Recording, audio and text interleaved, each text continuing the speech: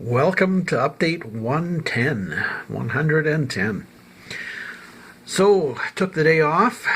Monday was pretty much a bust. There's not a person through the door because of, I guess, the cold and ice and such. And it's November the 10th today, and 11th is tomorrow, obviously, if you know how to count. And yeah. It's Remembrance Day, so be closed then, and we'll be closed for about a month's time now.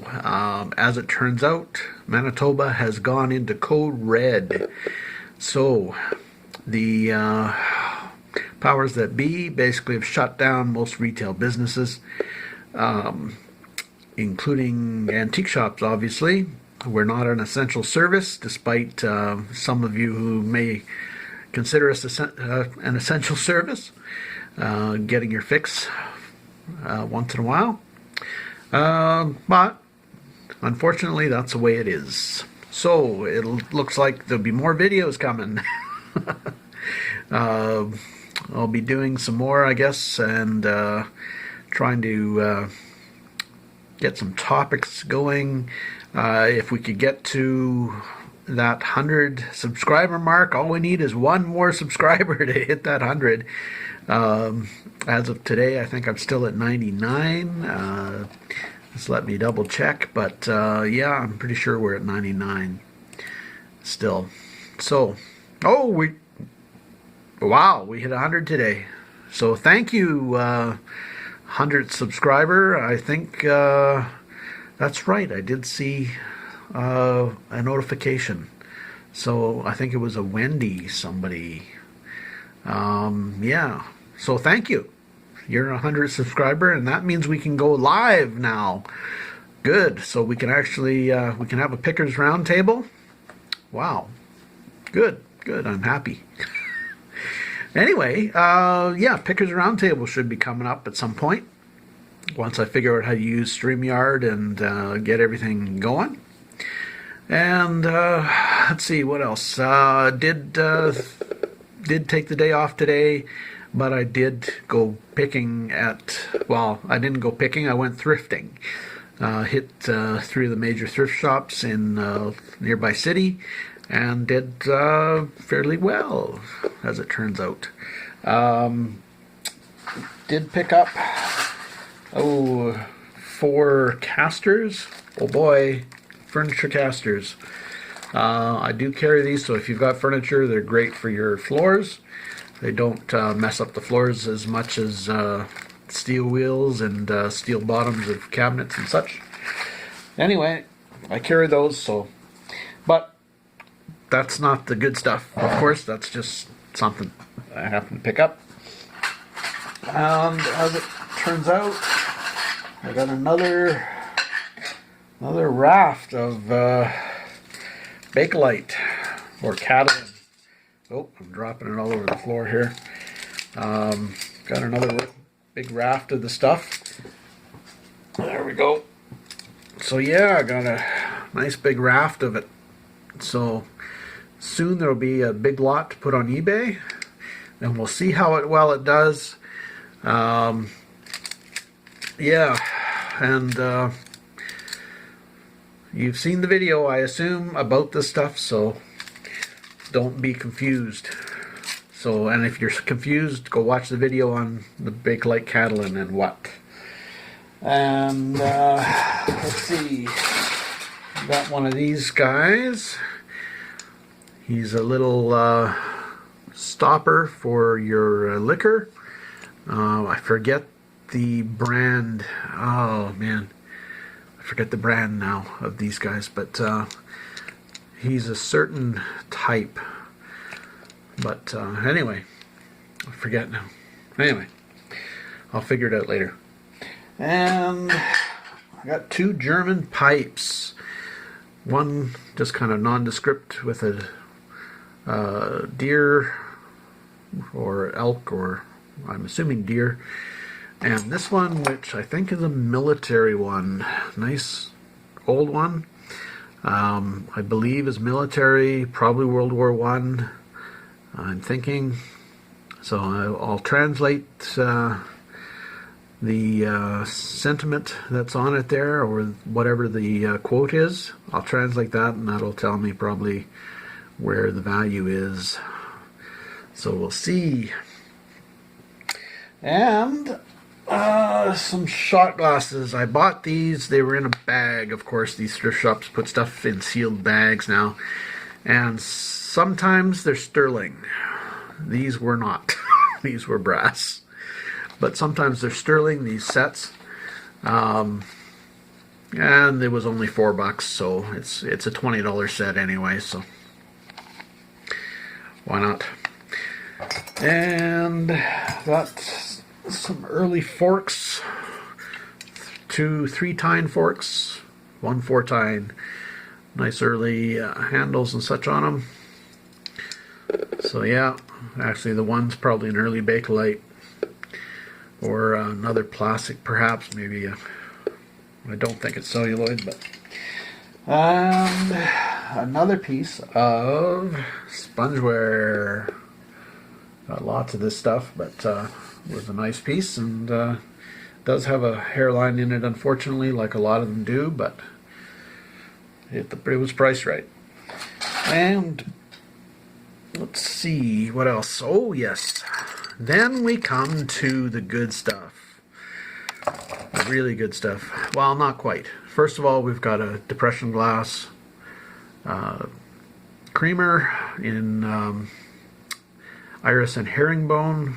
Not sure if they're worth anything anymore, but it was priced right, so bought it too.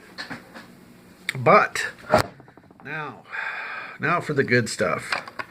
I'll leave the best piece to last, but I'll show you some other bits. I got a Mexican sterling bracelet and a nice chunky sterling ring. All of this will be going to scrap. Unless you see something that you really want, let me know immediately, so I don't scrap it. I probably won't be scrapping it for about 4 weeks anyway, or for a while. We'll do a video on that too, on scrapping silver and gold and such, because I do have some gold set aside.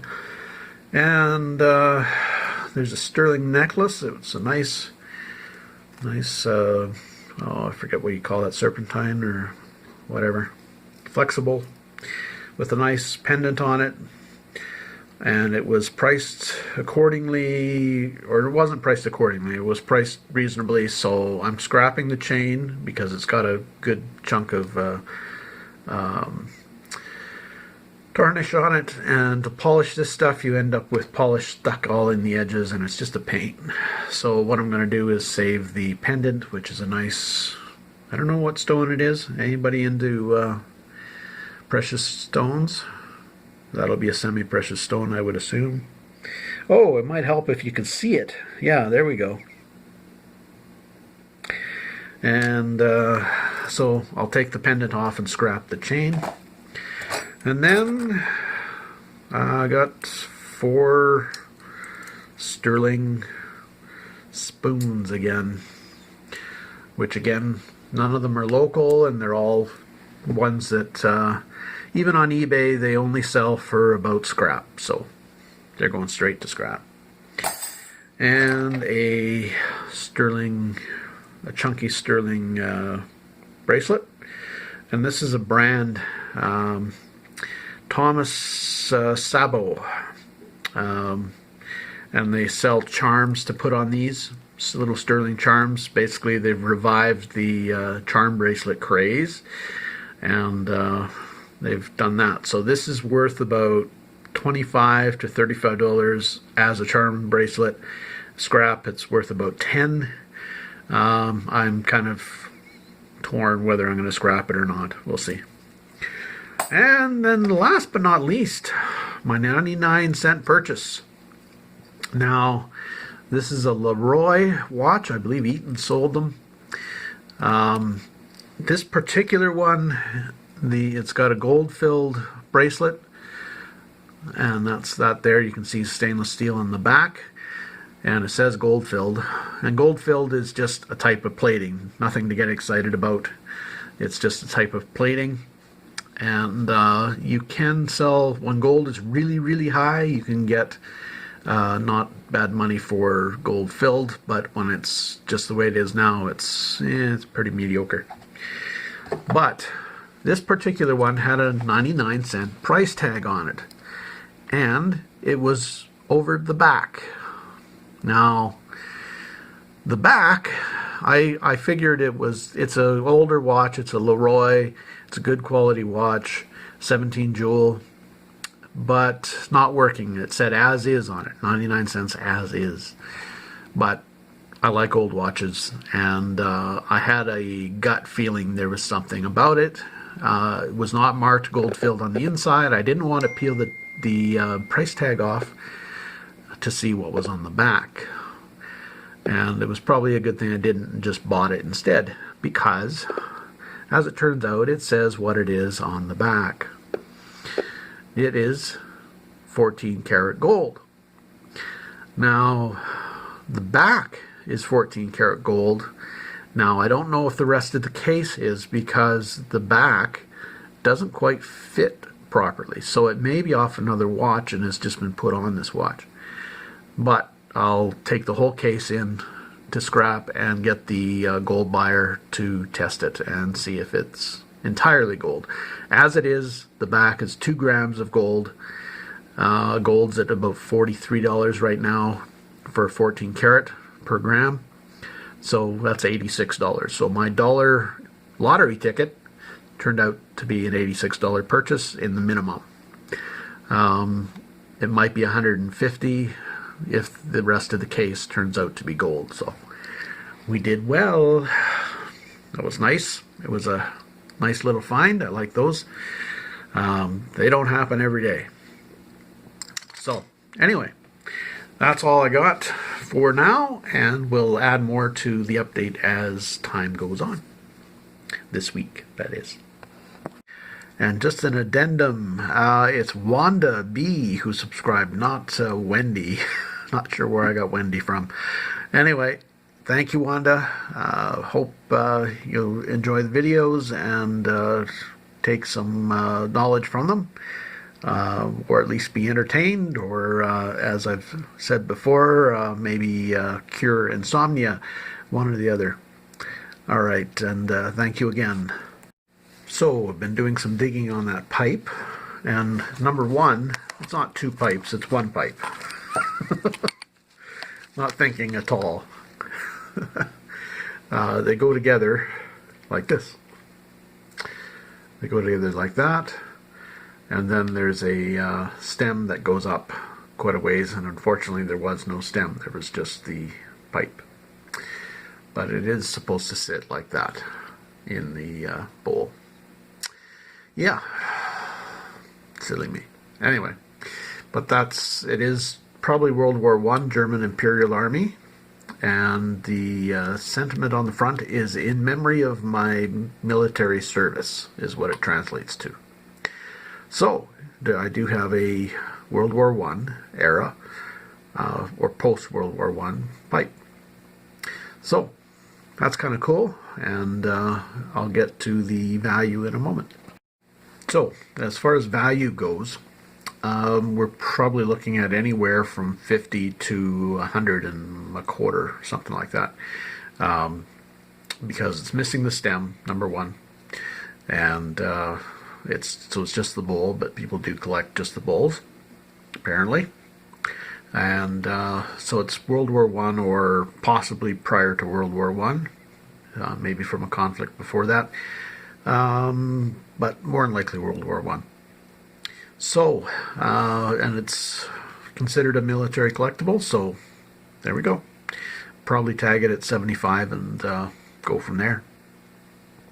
So anyway, I'm going to keep this update really short and close it off there. So happy picking, safe picking, and wash your hands and all that sort of stuff. Wear the mask and all that. Keep COVID at bay. Take care, folks.